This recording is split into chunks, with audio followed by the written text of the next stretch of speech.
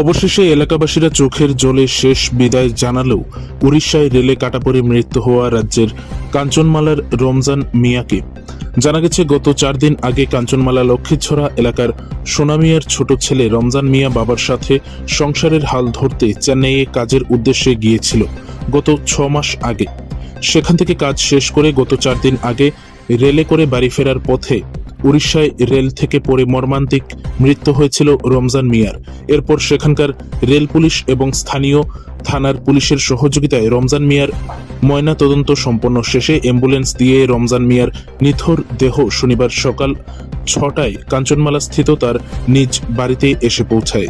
শেষবারের মতো রমজান মিয়াকে বিদায় জানাতে এবং শেষবারের মতো রমজান মিয়াকে একটু দেখতে স্থানীয় কাঞ্চনমালা এলাকার হিন্দু মুসলিম উভয় ধর্মের মানুষ বাসায় ভিড় জমায়।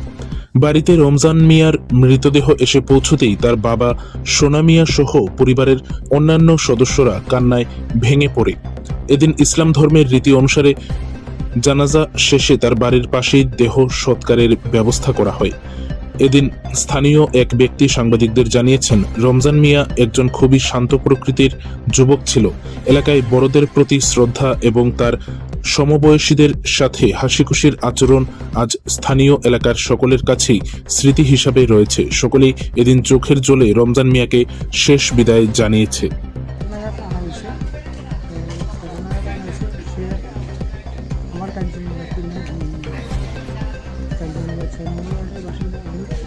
কর্মসূত্রে বেঙ্গালুরু গেছি কাজ করতে। ওইখানে বাড়ি ফেরার পথে উড়িষ্যার একটা জায়গাতে ট্রেনের থেকে পড়ে যায়, পড়ে গিয়ে ট্রেনে কাটা যায়। তো যাই হোক, যেভাবেই হোক, এবং ওইখানে তার রেলওয়ে কর্মী এবং স্বাস্থ্য দপ্তরের কর্মীরা বিদায়ী পোস্টমর্টম করে গাড়ির মাধ্যমে আমরা এখানে নিয়ে আনা হয়েছে। এখন এখানে মুসলিম সম্প্রদায়ের যে নীতি নিয়ম অনুযায়ী তাকে শেষ শ্রদ্ধা জানাচ্ছি এবং উনি ওনার বাড়ির পাশেই যে কবরস্থান ব্যবস্থা করা হয়েছে এবং আমার মুসলিম সম্প্রদায়ের যে নিয়ম নীতি অনুযায়ী আমরা শেষকৃত্য সম্পন্ন করি। তার নামটা কি? তার নাম রমজান মিয়া, বাবার নাম সোনা মিয়া। সে কিরকম ছিল ছেলেটা? ছেলেটা খুবই ভালো ছিল।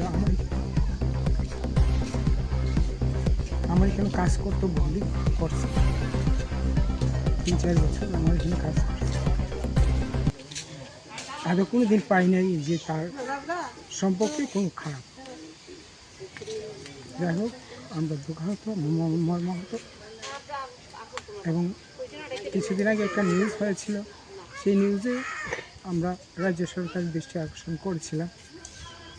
এখনও আবেদন করব রাজ্য সরকার জন্য এটার দিকে একটু নজর দেয়।